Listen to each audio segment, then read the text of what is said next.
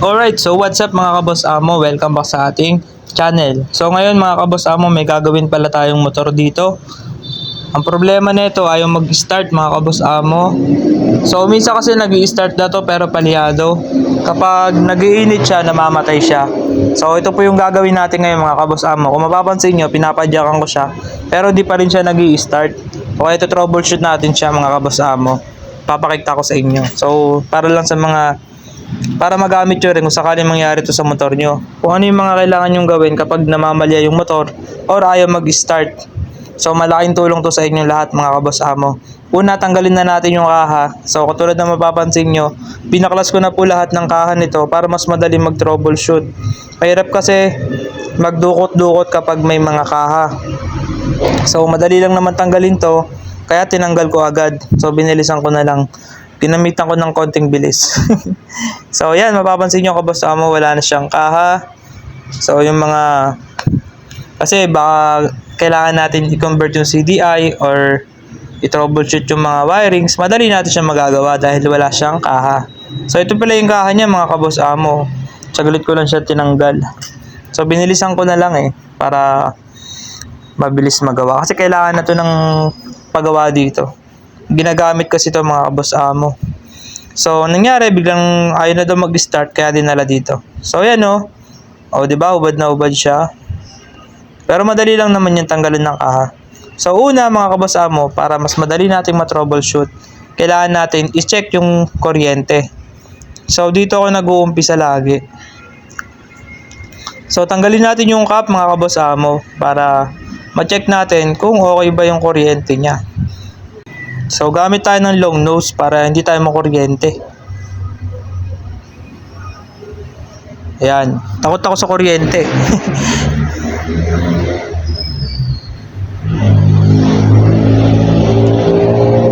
So yan mga kaboss amo. Yan, meron siya. Yan meron mga kaboss amo. Yan, so may kuryente. So okay siya kaboss amo. Pero kasi ang naging problema daw, umaandar naman daw siya pero bigla-bigla nga siyang namamatay pag nagiinit. So sa ngayon okay siya siguro. Pero pag ginamit na naman ng customer, mamamatay na naman, so mapapahiya na naman tayo. Ayan, mapapansin nyo okay naman yung kuryente niya, tuloy-tuloy siya. Problema nga lang, namamalya at bigla-bigla na lang namamatay. So, ayan, tignan nyo kung mga kaboss amo kung ano yung gagawin natin. So, pwede nyo to i-apply sa lahat ng klase ng mga motor. Pwede to kasi halos, yung iba, ganito talaga yung nagiging sira. Yan, so ibalik muna natin to mga kaboss amo. Ibalik natin muna yung spark plug cap. Yan, so papaanda rin na natin siya. Alright, so yan kaboss amo, ang gagawin natin dito ay magpapalit tayo ng ignition coil. Yan. Ito ipapalit natin kaboss amo, Apido. Yan, nag-order lang ako nito sa Shopee. So lalagay ko na lang yung link dyan sa ibaba para sa mga gusto mag-order. So alisin muna natin yung stock natin na ignition coil. Okay, alisin natin tong terminal dito. So black and yellow, ito yung para sa ating ignition coil galing ng CDI. So may kuryente po yan kaboss amo, kaya ingat. So syempre alisin muna natin to.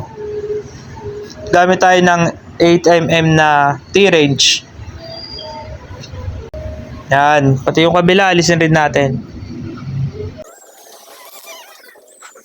So yan kaboss amo, madali lang naman siyang tanggalin. So kailangan lang wala yung mga pairings. Yan, so bibihira naman itong masira kaboss amo. Ang problema lang, talagang minsan namamalya yung motor pag hindi na ganun kaganda yung ignition coil. So kaya papalitan na natin to. Okay naman, approve naman tayo sa customer. So bago natin palitan. So ito kaboss amo, ito na, ikakabit na natin yung ating Apido. Yan. So, nakagamit na ako nito dati sa Mio Sporty. Okay naman siya gamitin mga kaboss amo. Mura na. Tapos goods pa yung performance niya.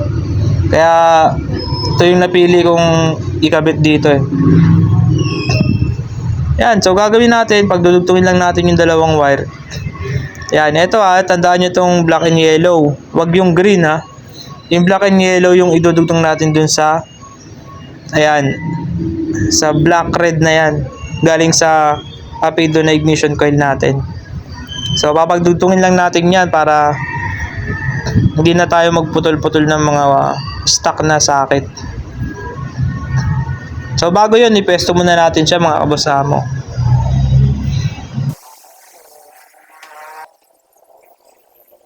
Itornilyo lang natin yan dito. Stock lang din natin siya ibabalik dun sa stock na lagayan.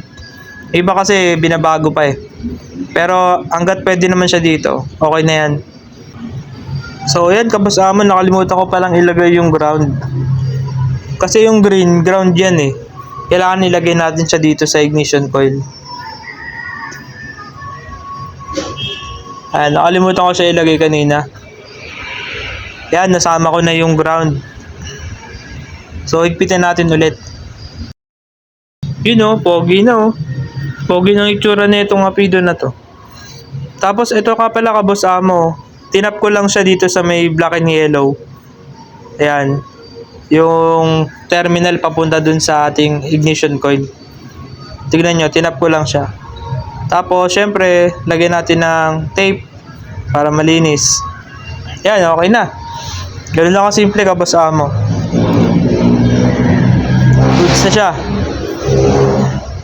Tapos ilalagay natin tong cap.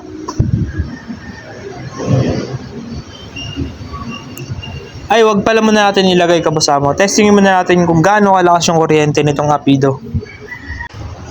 So yan o kaboss amo. Okay naman yung kuryente niya, lakas.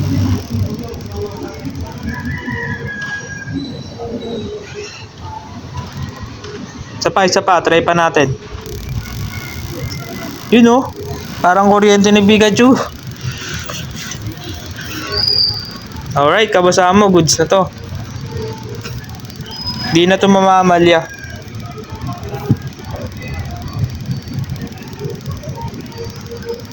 Yan, ibalik na natin yung cap.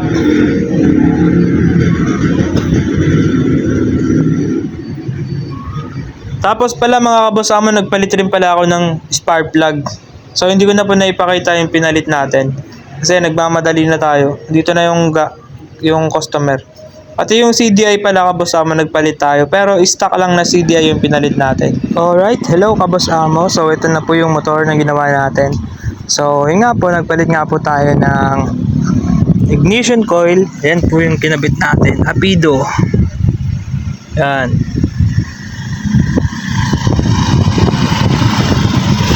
Ilalim. Yun, kaboss amo, nasa ilalim. Tapos nagpalit na rin tayo ng spark plug.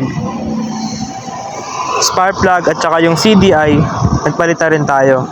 So stock CDI lang rin yung pinalit natin dyan. Hindi tayo nag battery operated.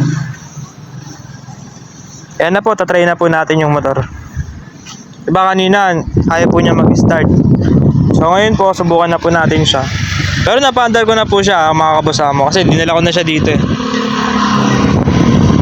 Dito kasi masarap mag-vlog, tahimik. So ayan, buksan natin yung susi, tapos kickstart muna natin.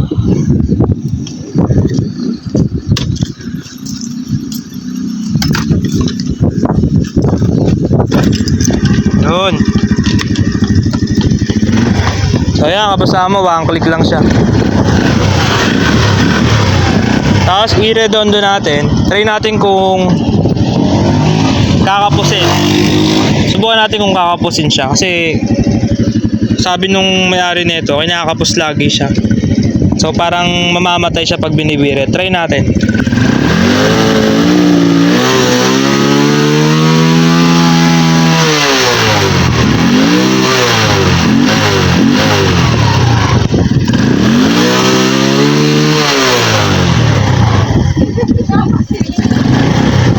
Alright, so yung kabasa mo, hindi naman po siya kinakapos.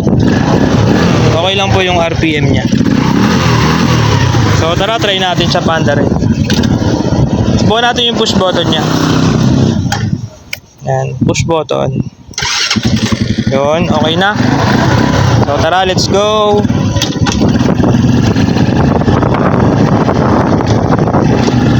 Sarap dito, bukid.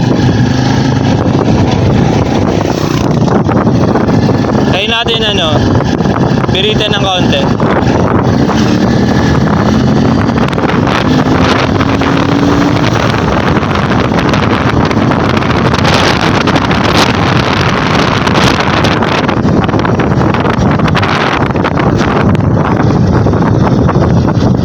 Yan, goods na siya, Kaboss Amo. Yan, paharap naman sa atin yung camera.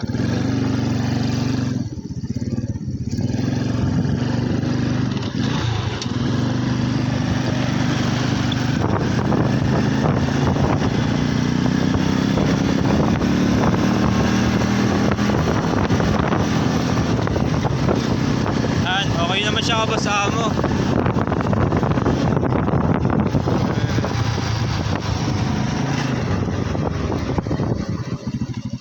Alright, Kaboss Amo, goods na tong motor na to. So yun lang po yung naging problema sa kanya. Ignition coil CDI, tsaka spark plug. Yun lang naman po yung mga normal na nasisira sa mga carb type. So yun lang, Kaboss Amo, maraming salamat. Sana natuto kayo. Okay.